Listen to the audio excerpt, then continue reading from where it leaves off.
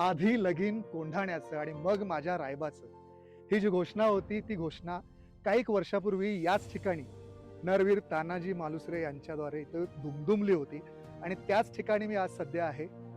ते ठिकाण आहे कोंढाणा किल्ला, ज्याला आज सिंहगड म्हणून ओळखलं जातं. छत्रपती शिवाजी महाराजांनी जे हिंदवी स्वराज्य स्थापन केलेलं होतं, त्या हिंदवी स्वराज्यामध्ये छत्रपती शिवाजी महाराजांना अनेक त्यांच्या सवंगड्यांनी साथ दिलेली होती. म्हणजे ते मावळे असतील, सुभेदार असतील, देशमुख असतील, पाटील असतील, वतनदार असतील, पंत असतील, चिटणीस असतील, असे सगळे लोक या स्वराज्याशी निगडीत जुळले होते. आणि या सगळ्यांच्या मेहनतीमुळं छत्रपती शिवाजी महाराजांच्या स्वप्नातलं, मा जिजाऊंच्या स्वप्नातलं हिंदवी स्वराज्य छत्रपती शिवाजी महाराजांनी स्थापित केलेलं होतं. आणि याच हिंदवी स्वराज्यामधले जे मावळे होते, जे सहकारी होते, जे सवंगडी होते, त्यांचे वंशज आजही आपल्या महाराष्ट्रामध्ये राहतात आणि त्यांच्यापर्यंतच आपल्याला पोहोचायचं आहे. त्यासाठीच गोविंद मिल्क प्रेझेंट्स शोध शिवरायांच्या सवंगड्यांचा या आपल्या यूट्यूब सिरीजमध्ये, शिवकालीन यूट्यूब सिरीज ही आहे, या सिरीजमध्ये आपण त्या सगळ्या सवंगड्यांपर्यंत पोहोचण्याचा प्रयत्न करणार आहे.